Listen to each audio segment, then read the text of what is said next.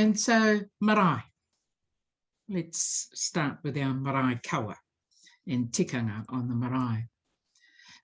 You would already know, some of you have probably, some of you, perhaps most of you, have been manuhiri or visitors on a marae. If you haven't, then I think Taha Māori should put together a group, take you up, and let's go and visit a marae. And it doesn't have to be up in Waitangi. It can actually be at in Grafton or Newton, where I just know some people. You're either a manuhiri or you're a tangata whenua, or hau kainga is the word that's used. You're either the host or you're the visitor. In the church context, of course, you're welcoming your congregation, and of course, you never know who's sitting in the pews. Those people may actually be their first time they've ever visited your church, very first time. So it's important, and I know we have people to welcome them and make sure that they do feel welcome, and when they sit down. But then to top it all off, if you welcome them in te reo Māori, e te whānau a te karaiti. Tēnā koutou katoa, nau mai, haere mai. And we've been through this. Ki te whare karakia, and then you name your whare karakia. Welcome. So the marae is, you're either a manuhiri or you're a tangata whenua. Your church, all your regulars are, I guess, tangata whenua, hau kainga, and you have manuhiri who come. It's the same sort of kawa. So I'll just play. We're moving into the first thing you'll encounter when you go on to a marae as manuhiri is the karanga. Some of you already know that. No proceedings start on marae at all without the karanga. And it's a role done by women. Yay! And it's interesting, you know, some women think, oh, I can't speak on the marae, and but actually nothing can start until women start the karanga. Everything is waiting. Thousands of people can be kept waiting until such a time as that karanga starts. And that karanga is done by one, sometimes two, sometimes three, depending on the event. So I just want to play that karanga again. You were already familiar with it. I played it in the first season. That kai karanga is welcoming people from all over. Doesn't matter where you come from. So she's naming all the waka. All the waka. And so if you belong or affiliate to that waka, then you're welcome. And that's what that's all about. And I'll unpack that karanga for you. So the manuhiri gather at the gate, of course. And you wait, and you look, and you wait. Sometimes you've got to wait for a nod of one of the older women, and all the women make their way to the front. So it's not led by bishops. Only kidding. Women are the ones who generally will lead the manuhiri onto the marae. And then the haukainga or the tangata whenua will then karanga the manuhiri. They'll look and watch and see that you're ready. And the lady doing the karanga in this instance is all the waka.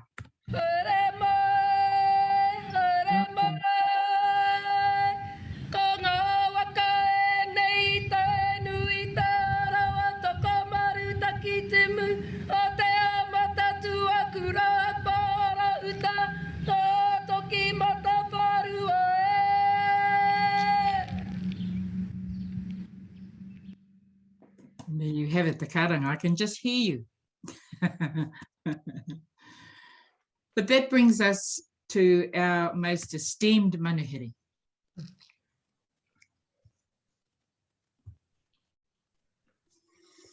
Fire is a northern expression, or koka, Kahu Pou. You'll see her, she has joined us. Kahu is a pillar in the hahi and in kapahaka circles.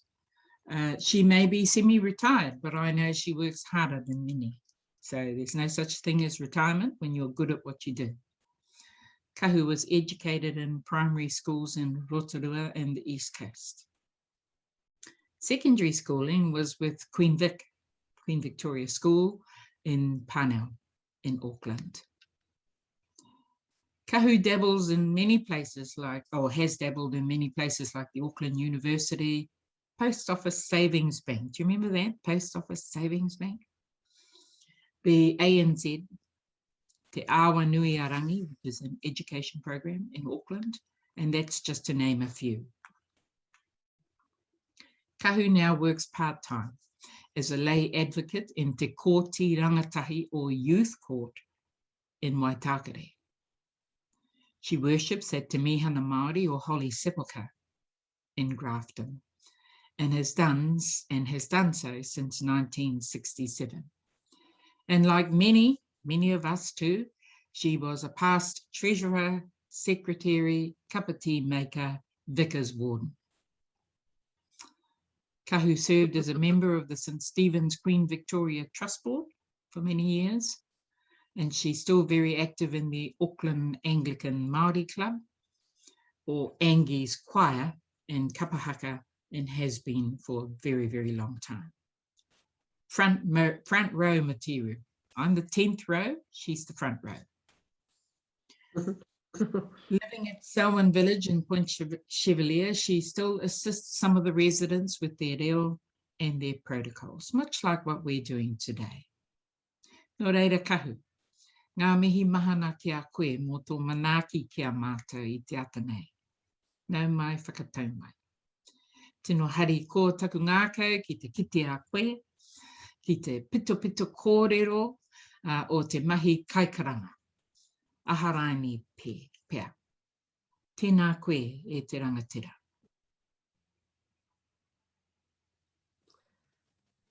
Tēnā tātou katoa. Tēnei te mihi kia koe Jacinthia me koutou e kariki ana ki te atua. Kei te hari koa te ngākau, ko tai mai a wau I wainganui ngā pononga o te hāhi o te atua me ki. Nō reira, tēnei te mihi oroha, tēnei te mihi mahana, I tēnei rā I homai a te atua, kia tātou katoa, tēnei rā a tāhua, tēnei rā a mahana, kei te whiti mai te rā, nō reira kia koutou e karakia ana ki te runga rawa, tēnei te mihi, huri no kia tātou katoa, ngā mihi nui kia koutou.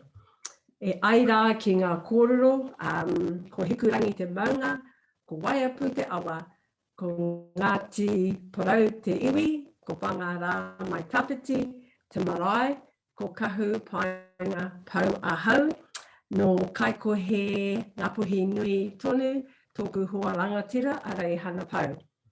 And so thank you very much to each and every one of you for sharing the karakia that you have given to us. And I hear Jacinthia saying, this is the way karaiti is said, this is the way the marae is said, and I congratulate you on your reo. I know it's not easy to speak another language when we're getting older. So it's wonderful to be here with you this morning. And thank you very much, Jacinthia, for asking me to be here to share what knowledge I have. And I share it knowing that it was given, it's not mine alone. It was given to me by my parents, my grandparents, and my older sister, who is my role model. So I am truly blessed that our Heavenly Father has seen something good in me to allow me to share what I have been taught about being a kai karanga. And as Jacinthia has said, yay, it's the woman that played this role, and it is indeed a important role to have or to be a kai karanga on a marae or in a church or whatever gathering we may be at.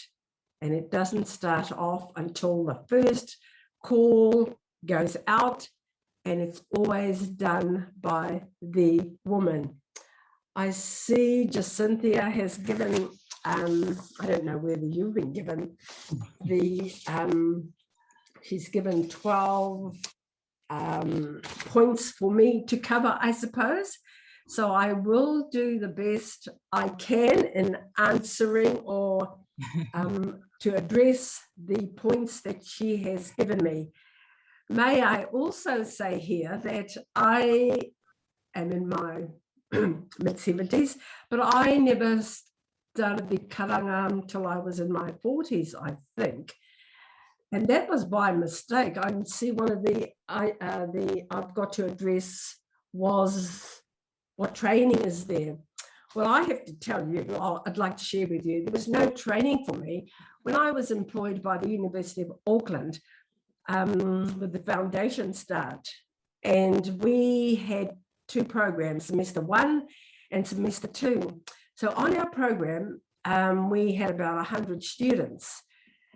And it was a 12-week program, 2 hours per week. So the introduction course would be always held at the Marae, Tāne Nui Rangi, Waipapa Marae on the university. Well, my first year, I knew this was coming up. We know the dates because we have to book the Marae. Anyway, the day of the pōwhiri for our new students, I get a ring from Rangi Māori Rawiri, who was in charge of the Marae bookings. Kia ora Kahu, kia ora Rangi Māori. Are you still, is the New Start program still coming to the Marae this afternoon at 5 p.m? Yes, we'll be there.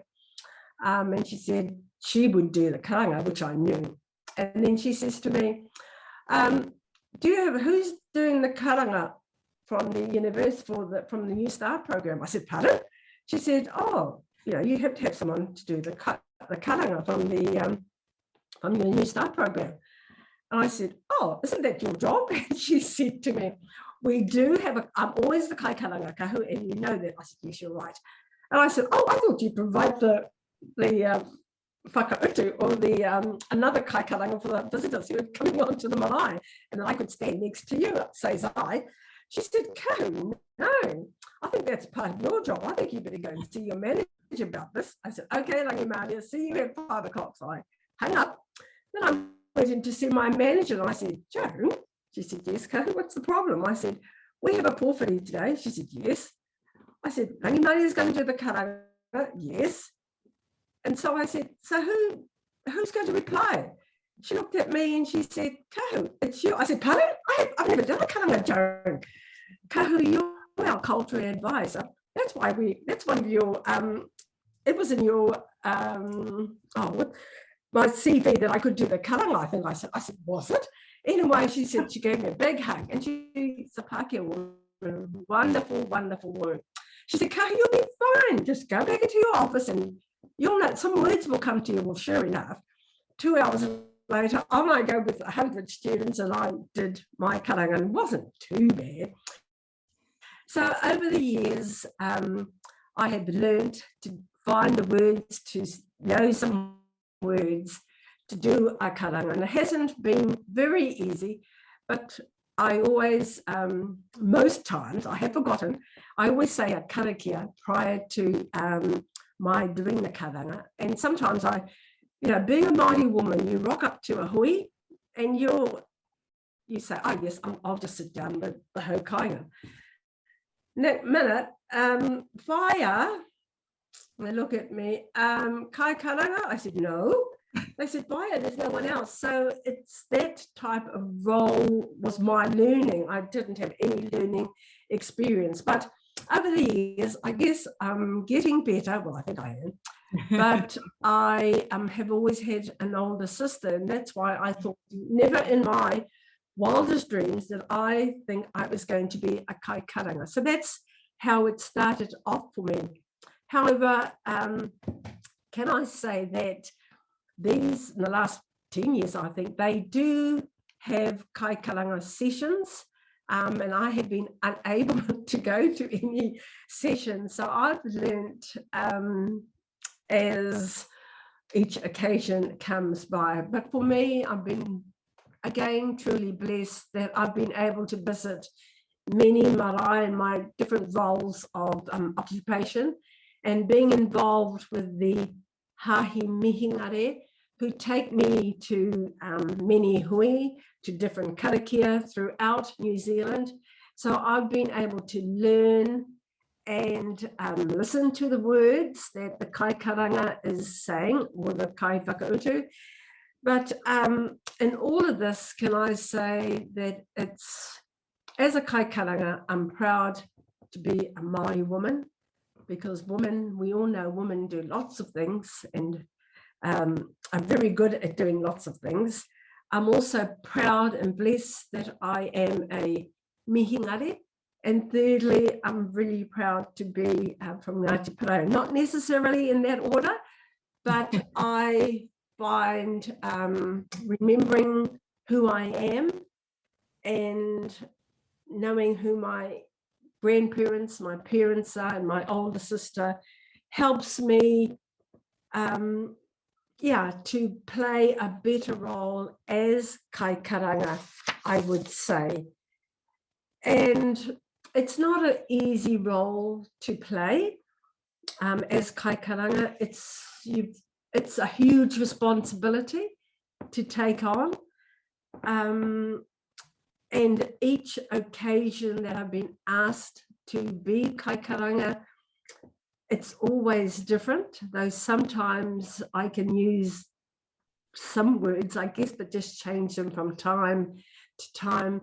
But as I go and as I'm asked to perform the kai karanga duties, I like to know the name of the marae, the name of other buildings which may be around the marae, what the occasion is, who the manuhiri is, and what the kaupapa, or why the hui is being held. So it's important to find out as much as you can prior to the event taking place. However, sometimes the kasi bro say, oh, kata pai, you should be used to it by now. Vaya Kahu will just turn up and she'll just to me. And I guess to a certain extent, that's okay, but I like to be prepared to know what to say, how to say it, and to who is going to be the manuhiri, or if I'm going to be on the other side and taking people on again. There's that knowledge, I guess, that I need to know what the program will be. So there's little training, there was little training for me. How do you know what to say? Is it different every time, and why? Yup, it is different each time, but you learn to adapt, I guess might be the right words to say. Or if you're like me, you take notes, you lose notes, and I've got these books with all these notes, and so I do take notes from time to time just to remember what I said at some hui, what I can say at another hui, who the VIPs are going to be, what actually takes place. So the more information you know about the hui that you have been asked to be a kai karanga in is really important. How many times do you call? Is it different each time, and why? I think previously our kuia or kaumatua, they did a lot of the calling. I suspect somehow they just called and stopped when they wanted to, or when they felt the time was right to stop calling. And I think because they had more knowledge than myself, I tend to think they were adaptable, more adaptable than I am today. And so the calling perhaps some years ago could be different to how I do it, or how another kai karanga from another marae, from another hapu, whānau, or iwi would do it. Each kai karanga would be different in how they approach the day, how they approach what words to say. So, dare I say it, I try and be very simple, and basic, I guess, would be my way of doing things. Sometimes I have asked prior, if I see an older person or a pakeke, I always go and ask her, do you think this is right? She says, and it's wonderful how our queer must know how I feel, and they give me the confidence, and they say to me, kei te pai kahu mahia te mahi mā te atua e homai ngā kupu, and that means that it's okay, kahu, God will be with you, and he will give you the words should you feel you're lost. And I truly believe in that, because sometimes I've been in such a hurry that I've gotten to ask for some guidance, and I've known, I thought, things didn't go too well, kahu, for that particular pōwhiri or that particular hui. So I know when I've done wrong, and I know why I've gone wrong, I suppose. However, in saying that, I can say most times I feel happy in how I approached the occasion, the words that I said today, how I stood and how I was dressed, and all of that, which is important, I think, to me. Talking about dress, I am somewhat dismayed, I guess, when I see some of our women not dressed appropriately. But who am I to say what you should wear and what you shouldn't? So I'm just saying that each time I do the karanga, I make sure I've got a skirt or a dress on, the kākahu. And it used to be black. At a tangi or at a funeral, I make sure I am in black. However, today, and in the past, can I say last 5 years, I suppose, if it's an unveiling, if it's a welcome at a marae, even if it's, some sort of pōwhiri or a pōwhiri, as long as I've got a frock on, I am happy. It could be bright orange, bright blue, but it's a frock. And as long as I don't appear in bright orange or bright blue at a tangi, I'm happy. I have been at a marae about 3 years ago, and I was told to do the karanga, and I think twice I've been at a marae and I was asked to do the karanga, and I had shorts on. I said, no way am I doing the karanga in my shorts. Oh, it's okay, fine. And we'll just tell them that you were asked, the queer didn't come, or didn't arrive, blah, blah, blah. I said, nope, no way am I going out in the front to do a karanga in my shorts, or even in 3/4 trousers. So at one marae, they gave me a beach towel, brightly coloured. And I thought, well, that's better. It was a huge beach towel and went right down to my knees almost. And I thought, that's better, a towel wrapped around my shorts. And I didn't mind as brightly as coloured as it was. I wore a beach towel, bright, over my shorts. And I felt good. So I did the karanga there.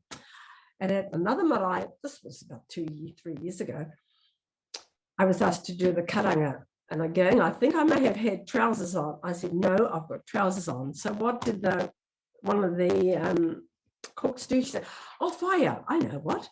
There's a black tablecloth. Would you like a black tablecloth? I said, kei te pai, I'll have a black tablecloth. So one day, Waya Kahu's wearing a beach towel, brightly coloured, at a pōwhiri. And another day, I have a black tablecloth wrapped around me. I felt really good. And Jacinthia, I just have to say this, 2 weeks ago, or was it 3 weeks, Te Hiras pōwhiri at Puo, the Portuguese students stayed at Puo school. And my sister, older sister, Taha is her name, she was asked to do the pōwhiri. They asked me, I said, no, sorry, my big sister's here. And then my sister-in-law, who's also got a lovely voice, I thought they could do it.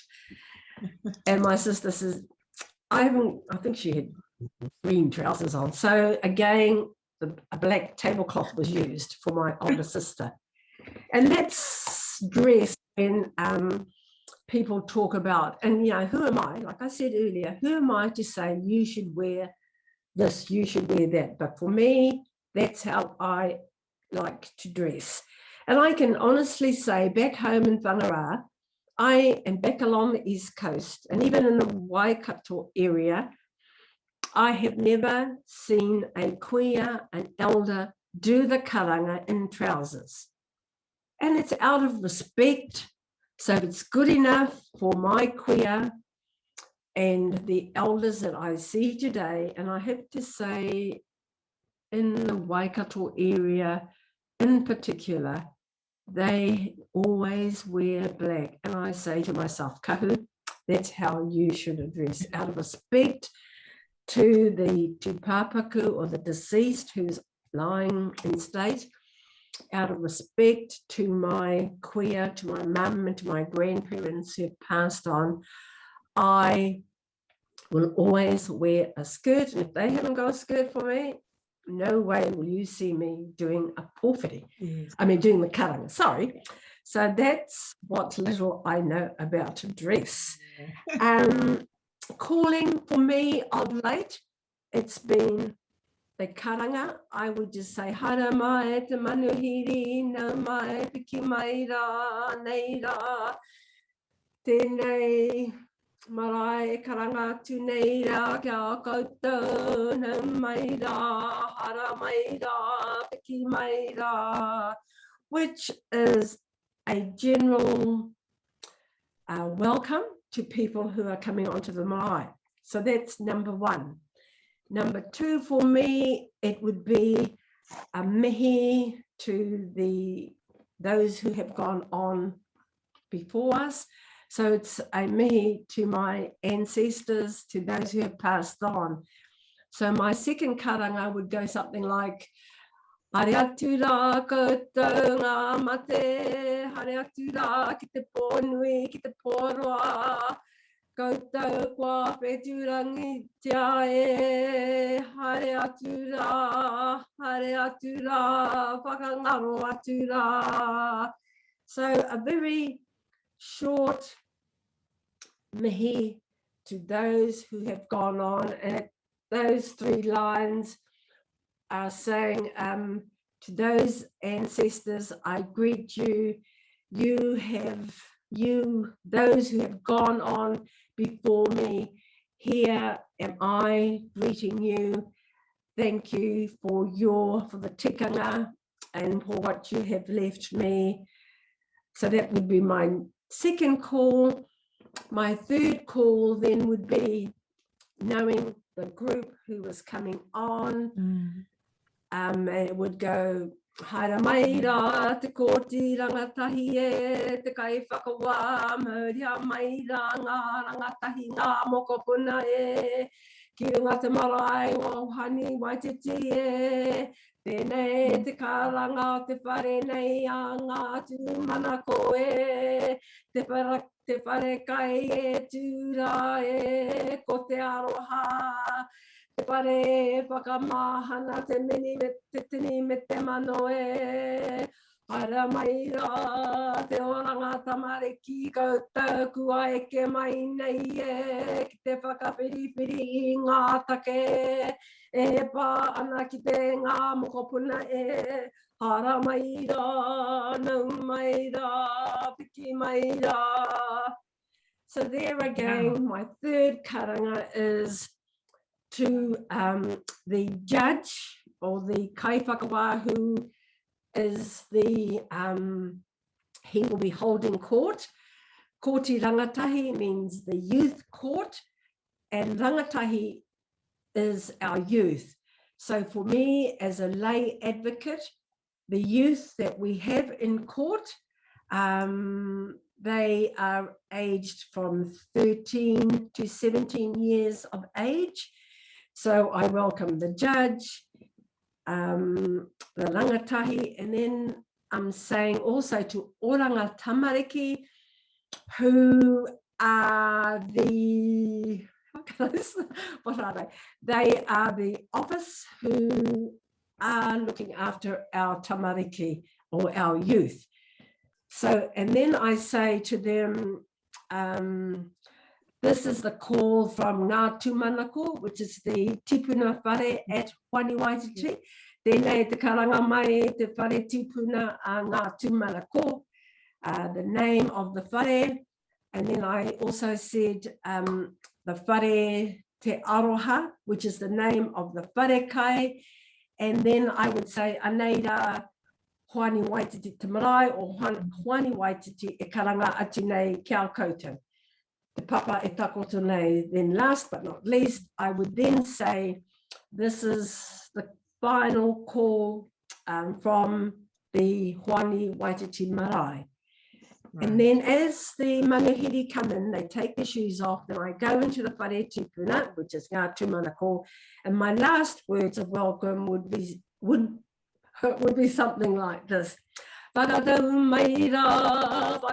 maira, te karanga nei o te tipuna nei o Whani Waititi e. Whakatau maira.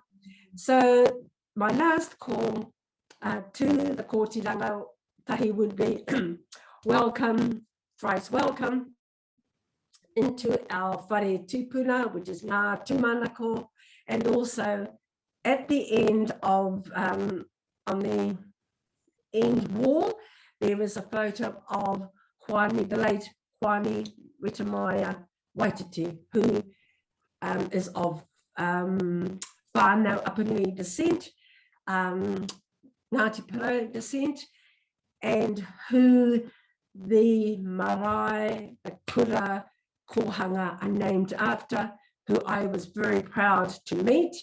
He died very young. He was a school teacher at very much into education Māori. He died far too young. I think he died sometime 60. I was just left school, must have been 64, 65, I think, I'm not sure.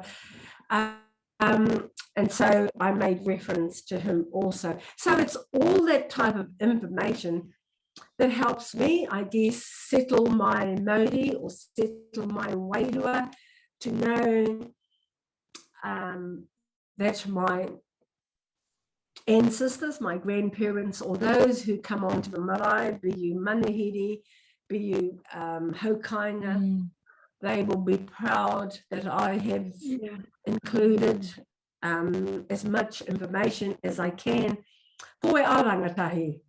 And during the whakawhanaungatanga, we, then I go, I say in English to our rangatahi, because many of our people do not speak te reo today, and hence during the whakawhanaungatanga, in the whare tipuna, I get up, well, on my feet, and I explain to our rangatahi what the process of the pōwhiri is and what my words were.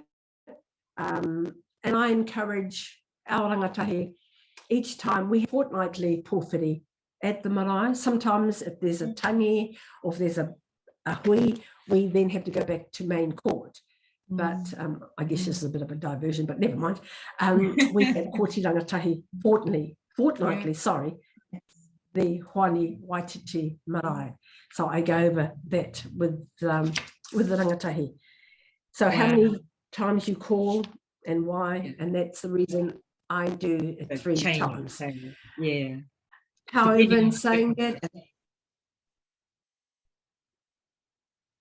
at other marae, it could change. People could do it 3 or 4 times, or they could do it however many times. It's up to you as a kai karanga to do 2, 3, once or twice. Kei a koutou rā tēnā. So it's up to you And you could be advised by your pakeke or by the haukainga, you know, how many times they would like you to do it. Or if you, like me, who I'm Ngāti Parau, but I've been living in Auckland for 50 plus years, so I'm happy to do what the haukainga wanted me to do. I'm not going to say, oh, I don't do this, I do this back home, you know, and all of that. I am, and it's a learning curve for me. I'm still learning. So I'm happy to say kei te tika, that is right. I will do what the marae, the haukainga want me to do. If they say kahu, just do it once, kei te pai. If they say twice, I'm happy with that also. So again, it's each time is different. And then you can be advised by different people how different it is. And it's a learning experience for me. Yes. When do you stop calling, outside or inside? Again, like I said, for me, it's 3 times and I'm outside the marae. Inside, it could be different. And just recently, I have to say, it was raining really heavily. This was only about 4 weeks ago. And I was up at the University of Auckland, bringing a group of pakeke, a group of 65, 60 plus. And it was raining really hard. And so what the marae said at Waipapa Marae, University of Auckland, the kuia and the kaumata said to me, Kahu, it's too wet. Don't start at the waharo. They had already asked our pakeke or the elders to sit inside and wait in the dining room, not in the marae. They were all waiting there. So there's a bit of shelter. So we actually came onto the veranda and then we did, I don't know, 3, maybe just a minute's walk into the marae itself. So it was a very short karanga that I did. And so that's another experience that I learned after these years doing the karanga. So each time you have to be prepared to change on what the haukainga say and what the weather dictates to you, I suppose. That plays a huge part today, whereas I think 40 years ago, that wouldn't happen. Whether we liked it or not, it could be snowing, it could be teeming down, you would still have to go through that process. But like I said, it was about 3 or 4 weeks ago because it was raining very hard. We had 2 pakeke or elders in a wheelchair. And the University of Auckland thought perhaps it was a wee bit unfair that our elders should come and it's raining really hard. So that was another change that I was able to do. And sometimes we do, don't we, Kahu? We just have to adapt depending on our circumstances.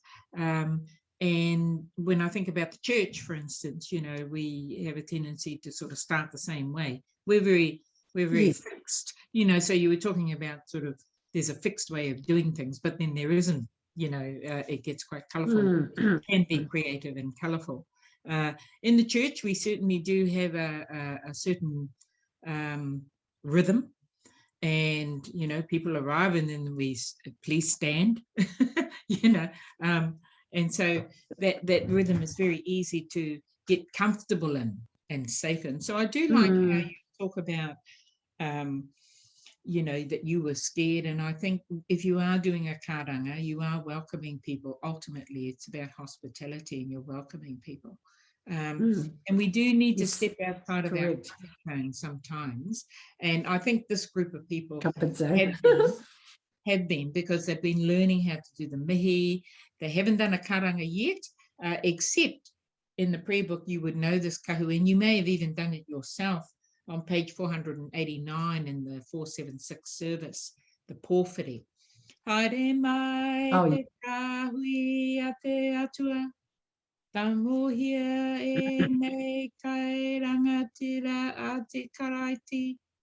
You know, so that's one karanga I've encouraged them to use if they want to. They don't have to say it. We do say it. The English is come, God's people. Come to receive Christ's heavenly food.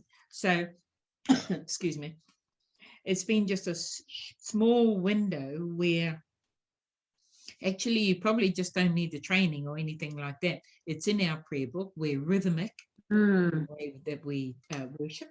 Kia ora. And you can Yes, actually apply correct. the karanga style to that welcome. Have you done that karanga, Kahu?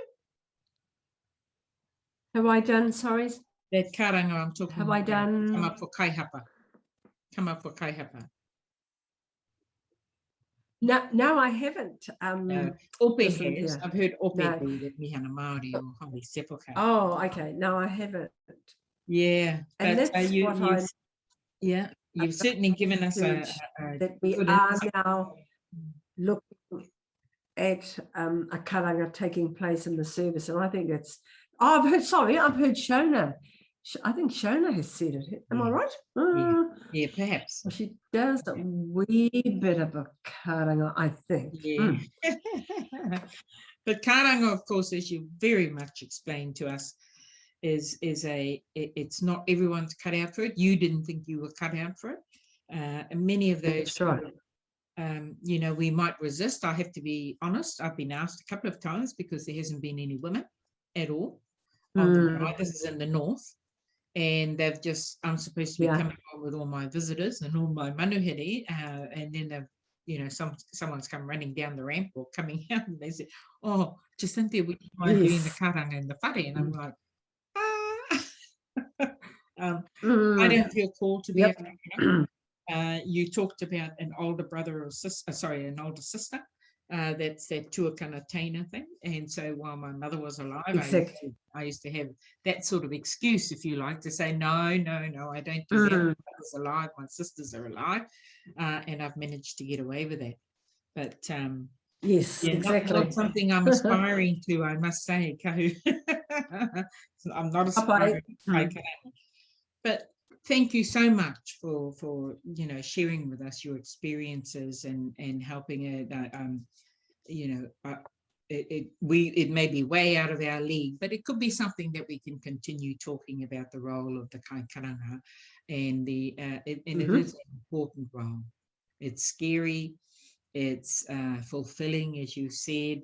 It's something that you work on, and you're still calling yourself a learner. I find that really unreal. I think the first time I met you was at a big formal gathering somewhere, and you were the kaikaranga, and I was carrying on. I would have been with Bishop Kittle somewhere, but I think that was the first time I met you many years ago now.